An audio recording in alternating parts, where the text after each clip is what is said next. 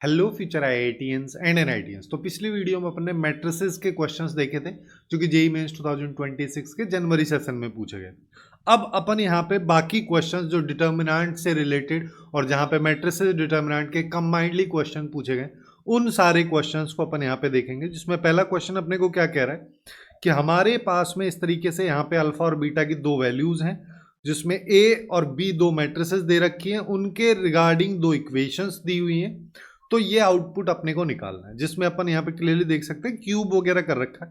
मतलब अपने को पहले अल्फा बीटा निकालना रहेगा, फिर जाके ए क्यूब बी क्यूब की वैल्यूज निकालनी रहेंगी, तभी जाके ये क्वेश्चन हो पाएगा। लेकिन यहाँ पे एक काफी इंटरेस्टिंग सा चीज दे रखा है, इसको अगर तुम देखो तो ये इक्वल टू 0 है, जो कि एक्चुअली में इस ए मैट्रिक्स का कैरेक्टरिस्टिक इक्वेशन है जो अपने को क्लियरली यहाँ पे दिख रहा है।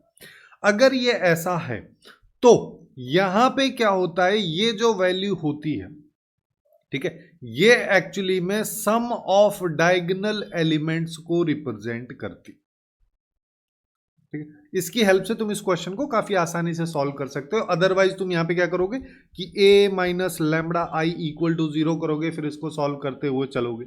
बट उससे अच्छा डायरेक्टली अपने को अगर दिख रहा है तो यानी कि इन दोनों का सम अल्फा प्लस 2 एक्चुअली में 4 के इक्वल होगा। यहाँ पे माइनस होना चाहिए तभी जाके अपन यहाँ पे बोलते हैं, और अगर ये प्लस होता तो ये -4 के इक्वल होता। तो यहां से अल्फा की वैल्यू 2 आ जाएगी। सेम उसी तरीके से बी मैट्रिक्स के लिए ये दे रखा है जिसमें अपन यहां पे बोल सकते हैं कि बीटा प्लस 1 की वैल्यू 3 हो जाएगी, तो बीटा की वैल्यू भी 2 हो जाएगी। अब अपने पास में यहाँ पे दोनों आ चुकी हैं। तो ए क्यूब अगर मान लो मेरे को निकालना है तो मैं यहाँ पे और क्या कर सकता हूँ कि एक तो ये एक पैटर्न ढूंढ लो, बट उससे अच्छा ये है कि अगर ये सब इक्वल टू 0 है तो मेरे को यहाँ पे ए स्क्वायर की वैल्यू पता है जो कि 4a माइनस 2i है। तो ए क्यूब का वैल्यू यानी कि ए मैट्रिक्स से मैं इसको प्री मल्टीप्लाई कर दूंगा तो ये ए आई या आई ए हो जाएगा, जो कि एक्चुअली में ए ही होगा। और ए स्क्वायर की वैल्यू यहां से वापस से रख दो तो यानी कि ऊपर वाली जो ये वैल्यू है इसको 4 से मल्टीप्लाई कर दो, तो ये अपने पास 16a square minus 8i minus 2a हो जाएगा, जो कि एक्चुअली में 14, ये a हो जाएगा 14a माइनस 8i, ये ए क्यूब की वैल्यू होगी। बस अब तो निकालना ही है। अब इसमें क्या करना है, डायगोनल एलिमेंट ये है, सारे एलिमेंट को 14 से मल्टीप्लाई कर दो तो 14 इंटू अल्फा की वैल्यू जो 2 है तो किया तो 28 हो गया। और डायगोनल एलिमेंट्स में से अपने को 8i यानी कि 8008 88 सब्ट्रैक्ट भी करना है। तो 28 में से अपने पास में यहाँ पे 8 जाएगा तो ये 20 बच जाएगा। इसको 14 से मल्टीप्लाई करेंगे तो अपने पास में सीधा 28 हो जाएगा। यहाँ पे कुछ माइनस नहीं करना है, फिर यहाँ पे भी कुछ माइनस नहीं करना है, तो ये 14 ही रहेगा। यहाँ पे बात करोगे तो यहाँ पे भी अपने पास में 20 ही आ जाएगा। तो ये अपने पास में बेसिकली एक मैट्रिक्स आ रहा है ए क्यूब का। सेम इसी तरीके से बी क्यूब वाला मैट्रिक्स अगर मान लो अपने को निकालना है तो हम यहाँ पे क्या कर सकते हैं कि इस इक्वेशन का यूज कर लो कि बी स्क्वायर एक्चुअली में 3b माइनस आई के इक्वल है, तो बी क्यूब हो जाएगा 3b स्क्वायर माइनस आई बी यानी कि b हो जाएगा। अब इस वाली वैल्यू को 3 से मल्टीप्लाई करके रिप्लेस कर दो 3b स्क्वायर की वैल्यू, तो ये हो जाएगा 9b minus 3i minus B, जो कि एक्चुअली में हो जाएगा 8b माइनस 3i। सेम वही कहानी है, इसको उठाओ, अब 8 से मल्टीप्लाई कर देना है तो b क्यूब अपने पास में आ जाएगा 8 माइनस 3 करना पड़ेगा, डायगोनल एलिमेंट है तो ये 5 आ जाएगा। फिर यहां पे इसमें कुछ नहीं करना है तो ये 8 ही रहेगा, इसमें भी कुछ नहीं करना है, 8 ही रहेगा। यहाँ पे बीटा 8 बीटा यानी कि बीटा की वैल्यू 2 है तो ये 16 हो जाएगा, जिसमें से 3 सब्ट्रैक्ट करोगे तो 13 आ जाएगा। ये एक्चुअली में हमारे पास में आ रहा है। ए क्यूब और बी क्यूब अगर मेरे पास आ गया तो मैं डायरेक्टली ए क्यूब माइनस बी क्यूब एक मैट्रिक्स निकाल लेता हूं। 20 में से 5 गया तो 15 हो गया, और 28 में से 8 गया तो 20 हो गया, 14 में से ये गया तो ये 6 हो गया, और 20 में से ये गया तो 17 हो। ये अपने पास में आ रहा है। अब ये क्या कह रहा है, अब अपन से कह रहा है कि डिटर्मिनेंट, इसको मैं सी बोल देता हूं कि मेरे पास सी एक मैट्रिक्स है, उसके एडजॉइंट की बात हो रही है, बाहर स्क्वायर कर रखा है। तो जब भी एडजॉइंट रहता है तो यहां पे आता है डिटर्मिनेंट ऑफ सी और इसकी पावर n-1, तो यानी कि 2-1, और बाहर तो स्क्वायर है ही, तो ये एक्चुअली में सी का स्क्वायर ही लिखा है। यानी कि अपने पास जो ये मैट्रिक्स आ रही है इसके डिटर्मिनेंट की वैल्यू का स्क्वायर, तो इसके डिटर्मिनेंट की वैल्यू निकालोगे तो 15 इंटू 7 माइनस 20 इंटू 6 हो जाएगा, 105 में से 120 गया तो -15, लेकिन ये स्क्वायर पूछ रहा है तो -15 का होल स्क्वायर जो कि 225 आएगा, और ये इस क्वेश्चन का करेक्ट आंसर अपने पास में हो जाएगा। अब चलते हैं नेक्स्ट क्वेश्चन पे, जिसमें अपने को क्या कह रहा है कि हमारे पास में सिस्टम ऑफ इक्वेशंस है जिसके नो सॉल्यूशन है, ठीक है, कोई भी सॉल्यूशन यहाँ पे नहीं है, तो अल्फा की वैल्यू क्या होगी। देखो नो सॉल्यूशन कब एग्जिस्ट करेगा, जब डी की वैल्यू 0 हो और D1 D2 D3 ये सारी की सारी वैल्यूज नॉन जीरो उस तरीके, या फिर कोई भी एक नॉन जीरो वैल्यू हो। तो सबसे पहले जी ये वाला केस तो होना ही चाहिए, तो इसी को कर दो, मेरे को लगता है इसी से हो जाएगा ये। जैसे यहाँ पे 3 2 1 हो गया, यहाँ पे 1 अल्फा 2 हो गया, यहाँ 4 -1 1 हो गया, इसको इक्वल टू 0, इसको डायरेक्ट सिंपली, अब यहाँ पे एलिमेंट्री प्रोसेस वगैरह लगा के सॉल्व करने मत जाना, ठीक है, कि इन दोनों का सम यहाँ पे हो रहा है, अननेसेसरी उसमें कैलकुलेशन बढ़ेगी, तुम डायरेक्टली भी सॉल्व कर सकते हो। जैसे 3 यहाँ पे ये अल्फा +2 हो गया, -1 के साथ बात करोगे 2 + 1 हो जाएगा, 4 के साथ बात करोगे 4 - अल्फा हो जाएगा, तो ये हो गया 3 अल्फा + 6 -3 + 16 -4 अल्फा। तो यहाँ पे अपने को दिख रहा है 3 अल्फा और -4 अल्फा, तो माइनस अल्फा होगा, उसको राइट साइड ले जाता हूँ, और बाकी क्या बच गया, बाकी ये 3 वैल्यूज हैं जिसमें अपने पास में 19 बच गया, आ गया, खत्म। इस तरीके से इस क्वेश्चन को सेकंड्स में सॉल्व हो जाए। अब चलते हैं आगे। अब नेक्स्ट क्वेश्चन में अपने को एक मैट्रिक्स दे रखा है, फिर बोला इसके डिटर्मिनेंट की वैल्यू, मतलब अल्टीमेटली ये पूछा। अब जब भी इस तरीके का सिनेरियो मिले तो यहाँ पे ज़्यादातर लोग क्या गलती करते हैं कि वो पहले ए मैट्रिक्स का पैटर्न ढूंढने की कोशिश करेंगे, फिर ये निकाल लेंगे, ये निकाल लेंगे, ये निकाल लेंगे, बट उससे अच्छा और आसान मेथड है कि ये इसको अपन ऐसे भी लिख सकते हैं ना भाई, 2023 एक्चुअली में मल्टीप्लाई हो रहा होगा a² -3a + i से, ऐसे जब अपन ऐसे लिख सकते हैं तो अपने दिमाग में अब एक प्रॉपर्टी आनी चाहिए कि determinant of A B actually में डिटर्मिनेंट ऑफ ए और डिटर्मिनेंट ऑफ बी के मल्टीप्लिकेशन के इक्वल होता है, जिसका मतलब इसको अपन लिख सकते हैं कि डिटर्मिनेंट इसका और फिर बाकी ये वाला। अब यहां से एक और प्रॉपर्टी याद आनी चाहिए कि ए की पावर n का डिटर्मिनेंट कर लो या फिर ए के डिटर्मिनेंट की पावर n कर दो, बात एक ही है, जिससे ये हो जाएगा ये, है ना, क्योंकि अपने को ए का डिटर्मिनेंट पता है तो हम यहाँ पे ज्यादा चीजें करना नहीं चाह रहे। दूसरा यहाँ पे ये आ जाएगा। अब देखो ये वाला कहानी तो खत्म हो जाएगा। देखो ये 10 - 9 तो ये तो 1 हो गया, ये पूरी वैल्यू ही 1 होगी, तो इसका कोई मतलब ही नहीं है, तो फाइनली अपने पास में ये बच रहा है।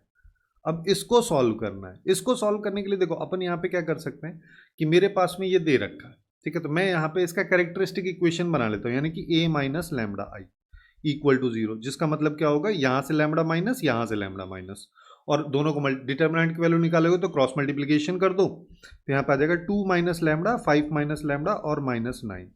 यहाँ से भी माइनस कॉमन ले लो, यहाँ से भी माइनस कॉमन ले लो, तो इसको लैम्बडा -2 और लैम्बडा -5 भी लिख सकते हैं, बात एक ही है। इसको सिंप्लीफाई कर पाना बहुत आसान हो जाता है, इस वजह से मैं ऐसा कर दिया हूँ। ये हो गया, जहाँ से लैम्बडा स्क्वायर -7 लैम्बडा + 1 = 0 हो गया। जब इसको अपन मैट्रिक्स में कन्वर्ट करके लिखते हैं तो ये a² - 7a + i के इक्वल हो जाएगा। मैं एक्चुअली में क्या करना चाह रहा हूँ, ऐसा पैटर्न मेरे को मिल जाए, जिसको मैं यहाँ पे क्या बोल सकता हूँ कि अगर मेरे पास ये वाली इक्वेशन है तो मैं इसको ना ऐसा लिख देता हूँ, ये एक्चुअली में 4a के इक्वल हो जाएगा। भाई इसको -3a -4a लिख दिया और -4a को राइट साइड ले गया, ये आ गया, जिसका मतलब इसकी वैल्यू हो गई है। जब इसकी वैल्यू ये हो गई तो इसको अपन लिख सकते हैं ये, है ना। अब यहाँ पे डायरेक्ट 4 बाहर नहीं आएगा। अब दूसरी प्रॉपर्टी याद आनी चाहिए, वो क्या है कि k × a, तो यानी कि k की पावर n बाहर आती है, n यहाँ पे मैट्रिक्स का ऑर्डर है, तो यहाँ पे 4 और इसकी पावर हो जाएगी 2, क्योंकि 2 × 2 का मैट्रिक्स है a।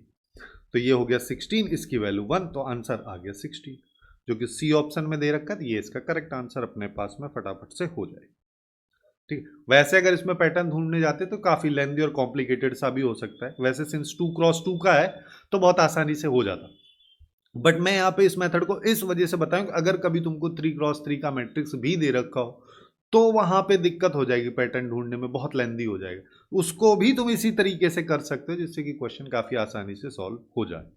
अब आते हैं नेक्स्ट क्वेश्चन पे, जिसमें देखो अपने को क्या कह रहा है कि हमारे पास में ए एक 3 × 3 का मैट्रिक्स है, उसके लिए ये वाली कंडीशन दे रखी है। इस कंडीशन को देख के सीधा दिमाग में क्लिक होना चाहिए कि ये ऐसा कहना चाह रहा है, जिससे अपने को पता चलना चाहिए कि ये एक्चुअली में कह रहा है कि ए है जो है इसकी सिमेट्रिक मैट्रिक्स है है ना। और अगर इसकी डिटर्मिनेंट की कभी जरूरत पड़ेगी तो उसकी वैल्यू 0 होती है, इसके डायगोनल एलिमेंट्स 0 होते हैं, 0 0 0 सब होते हैं। इस तरीके से दे रखा है। फिर कह रहा है कि इस मैट्रिक्स को इसके साथ मल्टीप्लाई करो तो इसका, और ए स्क्वायर के साथ ये मल्टीप्लाई करते तो इसके इक्वल आता है, तो इसका आउटपुट बताना है। यानी कि पहले अपने को ए मैट्रिक्स फाइंड आउट करनी ही पड़ेगी, जिसके लिए सारे के सारे एलिमेंट्स अपने को चाहिए। बट ये वाली कंडीशन की हेल्प से हम बहुत आसानी से इसको मान सकते हैं कि भाई यहाँ पे 0, यहाँ पे 0, यहाँ पे 0। ठीक है, अगर मैं इसको x लूंगा तो ये -x होगा, इसको अगर मैंने y ले लिया तो ये -y हो जाएगा, इसको z लोगे तो ये -z हो जाएगा। ठीक है, क्वेश्चन के अकॉर्डिंग क्या कह रहा है कि इसको मल्टीप्लाई तुम कर दो इससे, तो ये इसके इक्वल आता है।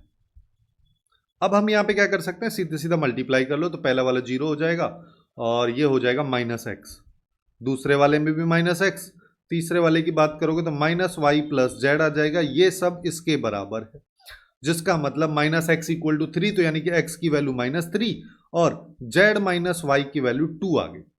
अब चलते हैं आगे। अब ये क्या कह रहा है कि ए स्क्वायर को अगर इससे मल्टीप्लाई कर तो ये इसके इक्वल। अब पहली चीज तो यहां पे तुमको क्या क्लिक होना चाहिए, देखो यहीं पे है मेन कहानी कि ये जैसा लिखा है वैसा ही ये लिखा है। दूसरा चीज, अगर तुमने ए को मान लिया है तो ये वाली गलती कभी भी नहीं करना है कि भाई ये ए है तो ए स्क्वायर निकाल लेता हूं, इसी मैट्रिक्स को खुद से मल्टीप्लाई करूंगा फिर यहां पे रख दूंगा, क्योंकि वैसे ही करोगे तो लगता है इसमें बहुत ज्यादा टाइम। लेकिन अपन यहाँ पे क्या कर सकते हैं कि सिंस ये ए स्क्वायर को अपन क्या लिख सकते हैं, ए इंटू ए, तो ये बेसिकली लिखा है ए इंटू 1 - 1 और 0। अब देखो, अब अगर तुम इसको देखो, ये तो अभी डिस्कस किया हमने, ये रहा है ना, और इसकी वैल्यू इसने खुद दे रखी है क्वेश्चन में। तो ये बेसिकली कहना चाह रहा है कि इसकी वैल्यू जो कि इसके बराबर है, एक अगर मैं करता हूं तो मेरे पास में ये आ रहा है। ठीक है, अब ये अगर मान लो मेरे पास में आ रहा है तो अब तो सिंपल ही हो गया ये। ठीक है, अब अपने को ए मैट्रिक्स जो कि अपन ने ये वाला मान रखा है, इसको इससे मल्टीप्लाई करें तो इसके इक्वल है। तो यहां पे देखो x और y है, फर्स्ट बार ही कर दोगे तो काम खत्म हो जाएगा, क्योंकि x हमारे पास में पता है, y अगर निकल गया तो z भी निकल जाएगा। तो इसको अगर मान लो मैं इससे मल्टीप्लाई करूं, 0 3 से मल्टीप्लाई होगा, x जो है 3 से मल्टीप्लाई 3x + 2y आ जाएगा।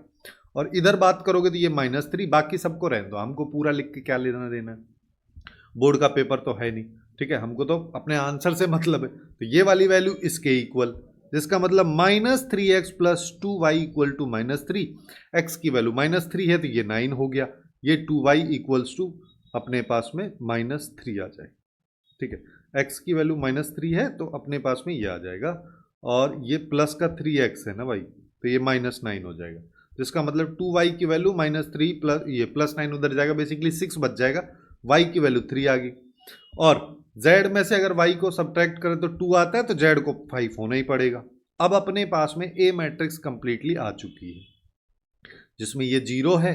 x की अगर बात करोगे तो x अपने पास में -3 है, ये -3 है, y की वैल्यू 3 है, तो ये +3 हो जाएगा, और ये अपने पास में यहाँ पर z आता है, z आ गया, और ये -3 -5 0 ये आ गया। लेकिन क्वेश्चन में इंटरेस्टिंगली ये a + i के बारे में बात कर, a + i का मतलब डायगोनल एलिमेंट्स में 1 1 1 ऐड करना है, इसको कर दो यहीं कि भाई ये 1 हो गया, ये 1 हो गया, 1 हो गया, ये a + i की वैल्यू, इसको ना मैं कुछ मान लेता हूँ b मैट्रिक्स अगर अपन मान रहे हैं तो ये अपना काम यहां तक हो गया। ठीक है, अब इस पे बात करो थोड़ा सा कि इसको अगर देखोगे तो ये एक्चुअली में लिखा है determinant of adjoint of 2 × adjoint of b। ये अब एक बार एडजॉइंट को हटाओगे तो अपने को पता है पावर में क्या आता है, पावर में यहां पे हो जाएगा n-1। ठीक है, n-1, n यहां पे ऑर्डर है इसका, तो 2 हो गया ये। अब हमको क्या पता है कि ये एक मैट्रिक्स ही लिखा है, इस मैट्रिक्स के साथ में एक कांस्टेंट वैल्यू मल्टीप्लाई में है और बाहर डिटर्मिनेंट है। तो डिटर्मिनेंट में इस तरीके से कांस्टेंट को जब बाहर लेते हैं तो 2 की पावर या k की पावर n होता है, तो 2 की पावर 3 हो जाएगा, और पूरे की पावर 2 है तो यहाँ पे भी 2 आ जाएगा, और ये एडजॉइंट ऑफ b की पावर 2 हो जाएगा। तो ये हो गया 2 की पावर 6, और इसको लिख सकते हैं डिटर्मिनेंट ऑफ इसका स्क्वायर का स्क्वायर, बेसिकली 2 की पावर 6 × b की पावर 4, ये अपने पास में आ गया। अब सिंस ये अपने पास में b मैट्रिक्स है तो इसका डिटर्मिनेंट अपने को चाहिए, यहाँ पे क्लियरली दिख रहा है, तो डिटर्मिनेंट निकाल लेते हैं। डिटर्मिनेंट निकालोगे तो डायरेक्टली निकाल लो, क्योंकि 1 के साथ बात करोगे तो 1 + 25 हो जाएगा, +3 यहाँ पे आ जाएगा, तो ये हो जाएगा 3 + 15 और यहाँ पे +3 की बात करोगे तो -15 +3, इसको सॉल्व कर लो। पहले वाला 26 हो गया और 18 × 3 करोगे 54 हो गया, ये -36 हो गया। अब यहाँ पे देखो, इन दोनों को अगर तुम देखोगे तो क्लियरली तुमको दिख रहा है कि -10 बचेगा, तो 54 में से 10 सब्ट्रैक्ट करोगे तो 44 आ गया। 44 को ये लिख देते हैं फैक्टर्स में, ठीक है। तो अब अपने पास में 2 की पावर 6 और यहाँ पे 4 × 11 की पावर 6, 6 नहीं है 4 है, तो ये 2 की पावर 6 हो गया, 4 की पावर 4, 11 की पावर 4, 2 की पावर 6, 2 की पावर इसको 8 लिख दो, ये 11 की पावर 4, 2 की पावर 14, 11 की पावर 4। अब यहाँ पे ये ऐसे दे रखा है तो 3 की पावर यहाँ 0 है, और यहाँ पे खुद कह भी दे रहा है कि अल्फा बीटा गामा जो है नॉन नेगेटिव इंटीजर है। नॉन नेगेटिव मतलब कि नेगेटिव को छोड़ के, जिसमें मतलब पॉजिटिव तो आते ही आते हैं, उसके साथ साथ 0 भी इंक्लूड होता है, इसीलिए वो ऐसा बोला भी है क्योंकि बीटा की वैल्यू 0 आ रही है। तो ये तीनों का सम पूछा है तो तीनों का सम कर दो, 18 आ जाएगा, जो कि इस क्वेश्चन का करेक्ट आंसर अपने पास में हो जाएगा। अब चलते हैं आगे। आगे अपने को नेक्स्ट क्वेश्चन दे रखा, अब इसमें देखो प्रोबेबिलिटी मिक्स कर दिया ठीक है। यहाँ पे कह रहा है N be the number obtained by on a rolling fair dice, ठीक है। एक डाइस है जिसको अगर अपन रोल करते हैं तो उसमें अपने पास में अपने को पता है कि 1 2 3 4 5 6 तक आ सकता है, उसमें से कोई भी एक नंबर आ रहा है जो कि n है, ठीक है। अब वो कौन कौन से नंबर आ रहे हैं वो डिपेंड कर रहा है इन 3 इक्वेशंस पे, और वो कब आ रहे हैं, जब इन 3 इक्वेशंस के यूनिक सॉल्यूशन है और उसके आने की जो प्रोबेबिलिटी है वो k/6 है। तो अपने को सम बताना है k का और जितनी n की पॉसिबल वैल्यूज आ रही है उन सब का। अब दिखने में क्वेश्चन काफी कॉम्प्लिकेटेड सा लग रहा है, बट सिंपलेस्ट चीज अपन जो यहाँ पे कर सकते हैं वो ये यूनिक सॉल्यूशन की बात कर रहा है, ठीक है। यूनिक सॉल्यूशन कब होगा, जब d is not equal to 0, तो d ही नॉट इक्वल टू 0 कर दो बस। तो यहाँ पे 1 आ जाएगा, यहाँ -n आ जाएगा, यहाँ 1 आ जाएगा, यहाँ पे 1, यहाँ n-2, यहाँ n+1, यहाँ पे 0 क्योंकि x वाला टर्म इसमें नहीं है, यहाँ पे n-1 और यहाँ पे 1, ये सब नॉट इक्वल टू 0 होना चाहिए। इसको खोल लो, तो फर्स्ट कॉलम के रेस्पेक्ट में खोल लेते हैं, तो 1 के साथ खोलोगे तो ये आ जाएगा n-2 माइनस, इन दोनों को मल्टीप्लाई करोगे तो ये हो जाएगा n² -1, फिर -1 के साथ इसके साथ खोल लो तो ये हो जाएगा -n। चलो ज़्यादा कंफ्यूजन ना ही हो इस वजह से अपन इसको डायरेक्टली इसी से खोल लेते हैं, फर्स्ट रो से ही खोल लो, कोई दिक्कत नहीं है, ठीक है। तो n के साथ यहाँ पे 1 आ जाएगा और अगले वाला तो 0 हो जाएगा, फिर 1 के साथ देखोगे तो अपने पास में ये n-1 हो जाएगा, अगले वाला 0 हो जाएगा। तो ये हो गया n-2 minus n² plus 1 plus n plus n-1 not equal to 0, जिसमें 1 से चला गया 1, ठीक है। तो यहाँ पे आ गया -n² plus 3n-2 not equal to 0, -1 से मल्टीप्लाई कर दो तो ये हो गया n² minus 3n plus 2 not equal to 0, जिसके 2 फैक्टर होंगे, जिसका मतलब n can not be equal to 2 और n can not be equal to 1। तो n क्या क्या हो सकता है, इनमें से 1 और 2 को हटा दो तो 3 4 5 6 हो सकता है, ठीक है। 3 4 5 6 अगर हो सकता है तो प्रोबेबिलिटी क्या होगी, टोटल केसेस 6, और कितने आ सकते हैं 4, तो 4/6 हो गया। तो यहां से k की वैल्यू क्या आ गई 4, क्योंकि यहाँ पे भी बाई 6 लिखा है, अगर यहाँ पे बाई 3 लिखा होता तो k की वैल्यू 2 आ जाती।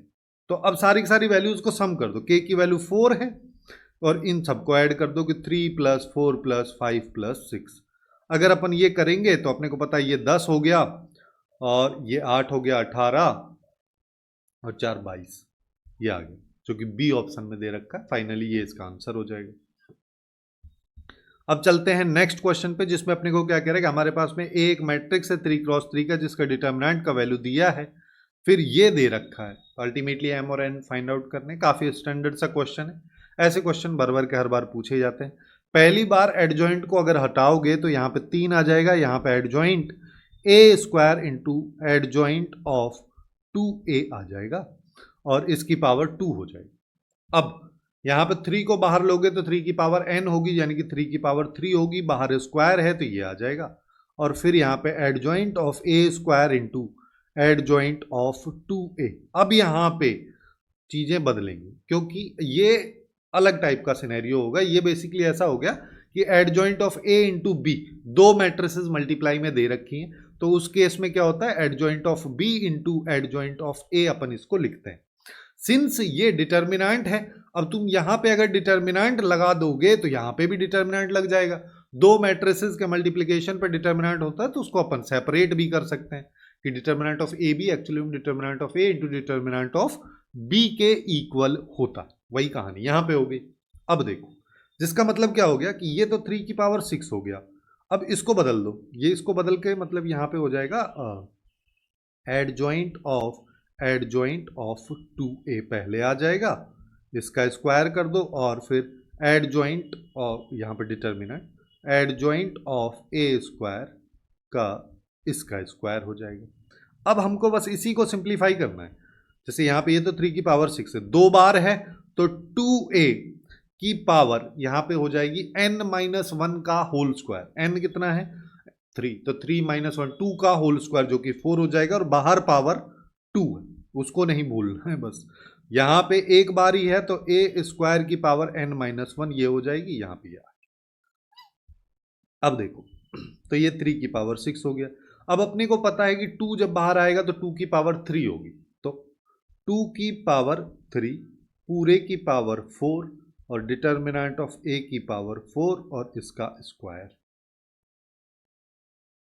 ये हो गया। और यहाँ पे अगर देखोगे तो अपन इसमें देखो यहाँ पे क्या बोल सकते हैं, ए स्क्वायर का डिटर्मिनेंट या डिटर्मिनेंट का स्क्वायर बात बराबर ही है, तो यहाँ पे पावर हो जाएगी, सारी की सारी पावर मल्टीप्लाई में हो जाएंगी, बेसिकली 8। ये अपने पास में आ गया। अब सारा का सारा कहानी ना 8 मैट्रिक्स के डिटर्मिनेंट पे ही कन्वर्ट हो जाएगा। तो ये हो गया 3 की पावर 6, और यहाँ पे देखोगे तो 2 की पावर 12 और 24 हो जाएगा, 2 की पावर 24 हो गया, और डिटर्मिनेंट ऑफ ए की पावर हो जाएगी 4 8 हो गया पहले केस में। दूसरे वाले केस में यहाँ पे 8 है, इसमें भी 8 हो जाएगी। तो हमारे पास बेसिकली आ गया 3 की पावर 6, 2 की पावर 24 और डिटर्मिनेंट ऑफ ए की पावर 16 यानी कि 6 की पावर 16, जिसको अभी अपने को तोड़ना बाकी है क्योंकि 2 और 3 में ही केवल लिखा है।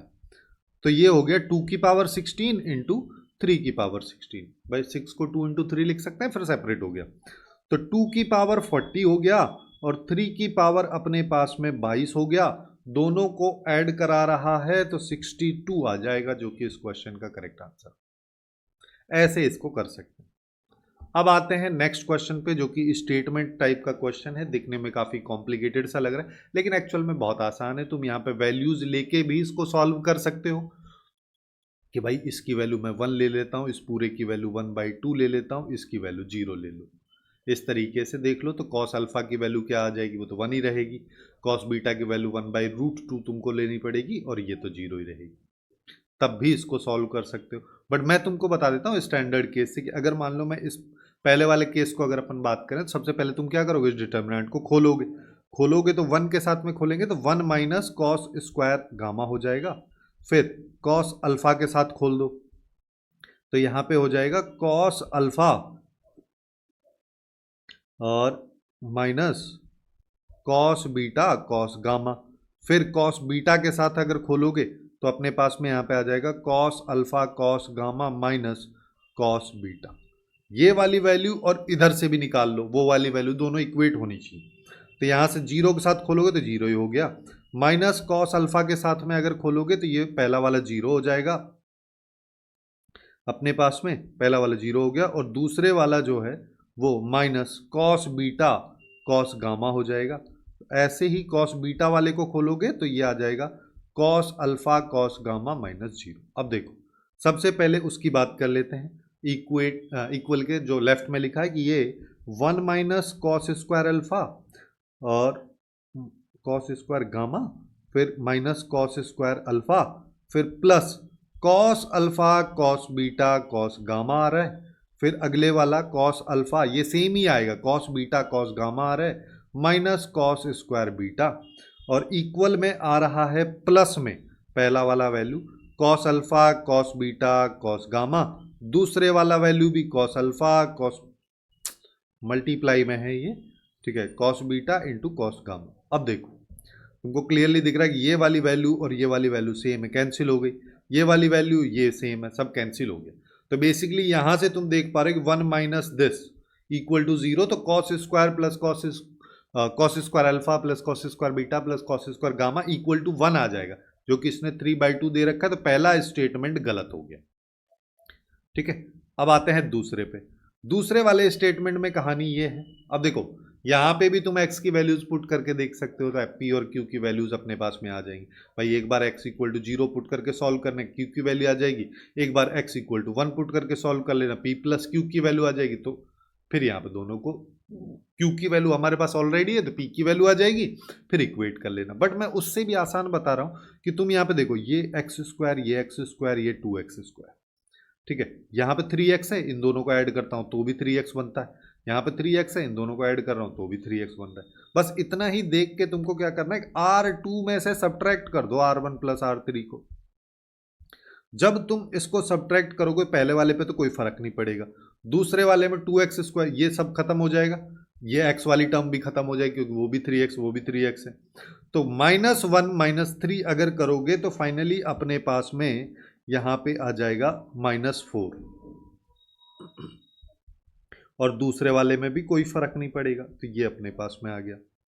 फिर इधर आ जाओ कि भाई ये तो x प्लस 1 रहने वाला है, यहां पे बात करोगे तो इन दोनों को जब ऐड करोगे तो 1 से 1 खत्म हो जाएगा, केवल 3x बचेगा, 3x से 3x गया तो 0। ठीक है, ये अपने पास में आ जाएगा। और अगर अपन देखें तो अब हमारे पास में यहाँ पे क्या आ जाएगा, ये वाले में तो कोई फर्क ही नहीं पड़ेगा, फिर यहाँ पे इसमें भी कोई फर्क नहीं पड़ेगा, इन दोनों को फिर से ऐड करोगे तो वो इसी के इक्वल है, तो ये 0 हो जाएगा, तो यहाँ पे 2x माइनस 1। अब इसकी डिटर्मिनेंट को सॉल्व करना बहुत आसान है हमारे लिए। कैसे कि मैं इस रो के रेस्पेक्ट में खोल देता हूं, तो यहाँ पे आया -4। अब यहाँ पे आ जाओ कि भाई इन दोनों को पहले मल्टीप्लाई कर दो, तो यहाँ पे हो जाएगा x plus 1 into 2x minus 1, और फिर इन दोनों को मल्टीप्लाई कर दो, यहाँ पे आ जाएगा -2x माइनस 1 और x माइनस 2। अब इसमें भी तुम क्या कर सकते हो, तुमको दिख रहा है 2x माइनस 1 दोनों में कॉमन है, ठीक है। तो अच्छा यहाँ पे एक और माइनस आता है, तो -4 जो है वो प्लस में अपने पास में बदल जाएगा, -1 -3, ठीक है, ये हमारे पास में हो जाएगा, तो ये 4 हो जाएगा। अब यहां पे मैं क्या कर रहा हूं कि मैंने 2x माइनस 1 को कॉमन ले लिया बाहर, तो यहां पे x प्लस 1 बच गया, और यहां पे x माइनस 2 बच गया, लेकिन उसके आगे माइनस है, तो ये -x प्लस 2 हो जाएगा, जिसमें इससे ये चला जाएगा, तो ये 3 हो गया, तो ये 12 हो गया, और ये 2x माइनस 1 अपने पास में आ गया, जिसका मतलब 24x माइनस 12 हो गया। ठीक है, तो अब यहां पे इसको px प्लस क्यू से कंपेयर कर लो, तो p का स्क्वायर यानी कि 24 इंटू 24 क्या 13 के स्क्वायर और 12 के स्क्वायर के बराबर है? ऐसा तो है ही नहीं। ठीक है, तो ये अपने पास में यहाँ पे चीजें अलग हो जाएंगी, तो इस वजह से ये वाला स्टेटमेंट भी गलत अपना हो जाएगा। तो दोनों स्टेटमेंट गलत हैं, तो यहाँ पे डी अपना करेक्ट आंसर इस क्वेश्चन का हो जाएगा। ठीक है, आई थिंक मेरे हिसाब से सही है, देख लेना इसमें कुछ कैलकुलेशन मिस्टेक्स हो तो इसको निकालने में, वैसे होगी नहीं, यही सही है। ठीक है, ये वाली सारी टर्म कैंसिल आउट हो जाएंगी, तो ये -1 -3 -4 ही बचे। चलिए अब चलते हैं आगे। नेक्स्ट वाले क्वेश्चन में क्या कह रहा है, सिस्टम ऑफ लीनियर इक्वेशन दे रखा है, ऑप्शन। अब देखो कुछ भी कैलकुलेट करने से पहले सबसे पहले ऑप्शन चेकआउट कर लो, यूनिक सॉल्यूशन, यूनिक सॉल्यूशन, जहां पे ए की वैल्यू सब में फिक्स है, चाहे कोई सा भी हो, तो ए तो 8 ही आ रहा है। ठीक है, अब देखो कैसे हम कैलकुलेशन से बच सकते हैं। दूसरा केस अपने पास में है इनफाइनाइट सॉल्यूशन, और इनफाइनाइट सॉल्यूशन, इसमें भी वैल्यूज बदल रही। अब देखो मैं तुमको यहाँ पे पहले बेसिक तरीका बता देता हूँ, नॉर्मली क्या करना चाहिए था कि पहले अपन ए की वैल्यू निकालते, ए की वैल्यू के लिए अपने को डी चेक करना है, अगर डी इक्वल टू 0 आ गया तो यूनिक सॉल्यूशन बनेंगे नहीं। ठीक है, और ये सिंस इक्वल टू वाला बात कर रहा है, तो उस केस में ना यूनिक सॉल्यूशन तो कभी पॉसिबल होगा ही नहीं। जैसे अभी देख लो कि 1 1 1 हो गया, यहाँ पे 2 5 a हो गया, और ये 1 2 3 हो गया। इसकी वैल्यू अगर निकालोगे तो 15 -2a -1 के साथ बात करोगे तो 6 -a, और फिर 1 के साथ बात करोगे तो 4 -5 आ जाएगा। तो ये 15 -2a प्लस a -6 और ये -1, तो ये हो गया 8 बच गया माइनस ए बच गया। अब अगर इसको तुमने इक्वल टू 0 कर दिया, ए इक्वल टू 8, जिसका मतलब क्या हो, तुमने डी को इक्वल टू 0 कर दिया तो यूनिक सॉल्यूशन तो कभी आएगा ही नहीं, तो ए तो हमेशा 8 हो गया। ठीक है, तो तुम इसको नहीं भी करते तब भी चल जाता, क्योंकि तुमको क्लियरली दिख रहा है कि हर जगह ए 8 दे रखा है। तो ये वाली कैलकुलेशन अगर हम नहीं भी करें तो भी देखो कैसे कर सकते हैं कि भाई अपने को यहाँ पे b की वैल्यू निकालने से मतलब है। ठीक है, b की वैल्यू निकालने के लिए अपन क्या करते हैं कि जैसे यहाँ पे दिख रहा है अपने को a जो है ये a है, अल्फा नहीं है कि यहाँ पे है केवल, तो मैं केवल इसी वाले कॉलम को रिप्लेस कर दूं जिसके लिए d3 निकालना पड़ेगा। तो ये 121 हो जाएगा, फिर ये 152 हो जाएगा, और इसको 636 और b लिख देता हूँ। अब बस इसके डिटर्मिनेंट की वैल्यू निकाल लो। जैसे ही निकालोगे तो ये आ जाएगा 5b माइनस 72, माइनस 1 के साथ में अगर बात करोगे तो ये हो जाएगा 2b माइनस 36, और प्लस 6 के साथ बात करोगे तो 4 माइनस 5 हो जाएगा। अब देखो ये आ गया 5b माइनस ये प्लस 2b माइनस 36 और माइनस 6, ये अपने पास में आ रहा है। अभी इसको सिंप्लीफाई कर लेते हैं कि भाई ये हो गया 7b, अच्छा ये प्लस हो जाएगा तो माइनस 36, और ये अपने पास में यहाँ पे ये प्लस का कैसे बच गया, माइनस का 3b आ जाएगा। और देखो अब देखो इससे इसको किया तो माइनस 36 बचेगा, क्योंकि वो उसी का डबल है, उसमें 6 ऐड कर दोगे तो माइनस 42 बच जाएगा। ये अब तुमने इसको इक्वल टू 0 कर दिया तो 14 इंटू 3 करते हैं तो 42 आता है, तो ये 14 आ गया, जिसका मतलब d3 0 हो गया। d3 0 कब होता है, इनफाइनाइट सॉल्यूशन वाले केस में, जब d इक्वल टू 0 इस केस में है तो डायरेक्टली भी तुम इसको कर सकते थे, तो भी ये क्वेश्चन काफी आसानी से सॉल्व हो जाता।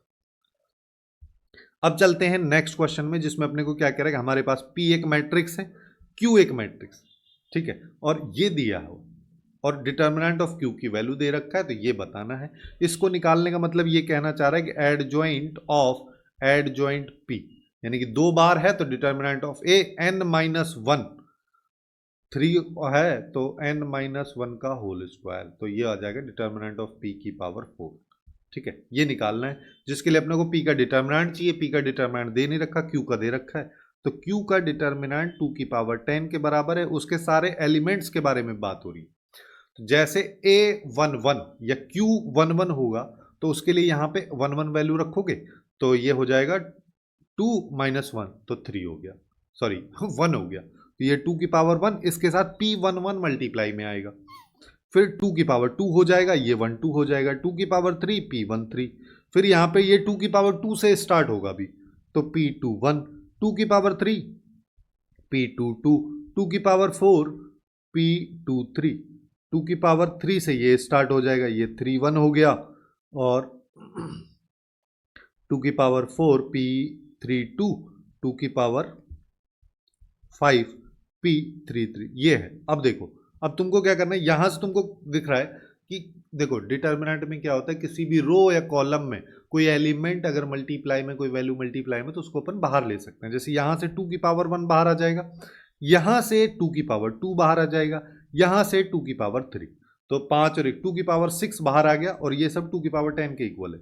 अब देखो यहाँ पे क्या बचा, यहाँ पे कुछ नहीं बचा, यहाँ p11 बच गया है ना, यहाँ पे 2 बच जाएगा p21, फिर यहाँ पे भी 2 बचे, यहाँ पे p12, यहाँ p13, यहाँ पे p22, यहाँ 2p23, यहाँ पे 2 का स्क्वायर बचेगा, यहाँ 3, और ये 2 का स्क्वायर 3 2, ये 2 का स्क्वायर 3 3।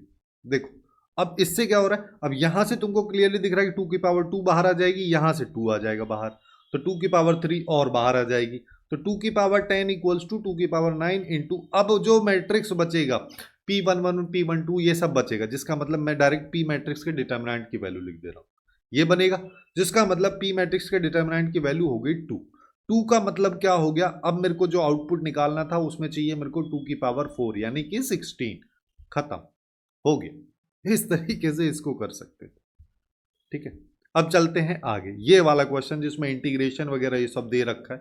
अब दिखने में बहुत ज़्यादा डरावना है, लिमिट भी है, ये भी है, ज़्यादातर लोग सीधा क्या करेंगे, ये दे रखा है करो इंटीग्रेट कर देते हैं, फिर ये करते हैं वो करते हैं, बट मैं ये कह रहा हूँ कि fx है, इंटीग्रेशन में दे रखा है, ये a एक मैट्रिक्स है, b एक मैट्रिक्स इसने दिया हुआ है, है ना, और इसकी वैल्यू इसने ये दे रखी, जिसका मतलब यहाँ पे और यहाँ पे तुम डिटर्मिनेंट लगाओगे तो 81 जो है डिटर्मिनेंट ऑफ a की पावर n-1 का होल स्क्वायर, n 3 है तो 3 माइनस ये 2 का होल स्क्वायर यानी कि 4 हो जाएगा, डायरेक्ट लिख दे रहा हूँ, है ना, जिसका मतलब डिटर्मिनेंट ऑफ ये 81 जो है 3 की पावर 4 है, तो इसकी वैल्यू +-3 के बराबर, यानी कि इसकी, है ना, और इसकी वैल्यू है क्या, इसकी वैल्यू को अगर देखोगे तो फर्स्ट रो में 2 एलिमेंट 0 है, तो इससे आसान तो कुछ होता ही नहीं है, तो यहाँ पे तुम इसके रेस्पेक्ट में खोल दो, तो इन दोनों को मल्टीप्लाई किया तो ये तो 1 हो गया, और इन दोनों को मल्टीप्लाई करोगे तो अल्फा स्क्वायर इंटू f-1 ये एक्चुअली में +-3 के बराबर।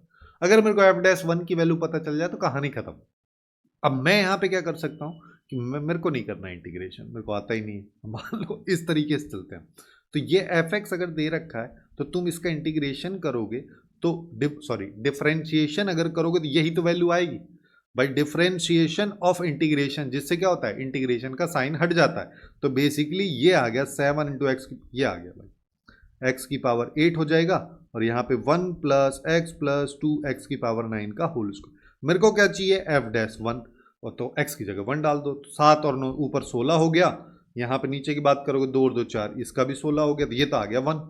अगर ये 1 आ गया तो अब इसमें आ जाओ कि 1 - α² +-3 के इक्वल है, ये हो गया। एक बार प्लस ले लो, प्लस लोगे तो 1 - α² = 3, α² = -2, ये तो कभी पॉसिबल ही नहीं होगा, किसी भी वैल्यू का स्क्वायर कहाँ नेगेटिव होता है। और एक बार माइनस ले लो, जब माइनस लोगे तो 1 - α² = -3 यानी कि α² = 4, वही पूछा है, खत्म हो गया। तो यहाँ पे इसका आंसर बी अपने पास में आ जाएगा। इस तरीके से डिटर्मिनेंट या मैट्रिसेस का इन्वॉल्वमेंट जिन डिटर्मिनेंट के क्वेश्चंस में था, कुछ में जहाँ पे डेफिनेट इंटीग्रल ये बिना फालतू को जैसे दे रखा है यहाँ पे था, उन सबको अपन ने यहाँ पे डिस्कस किया। तो इसी तरीके से अपन ने बाकी चैप्टर्स को भी कवर किया है, जो लेफ्ट साइड में प्लेलिस्ट दिख रही है वहाँ पे सारे चैप्टर्स तुमको मिल जाएंगे। एक एक चैप्टर को अपने एग्जाम से पहले काफ़ी अच्छे से कवर कर लो।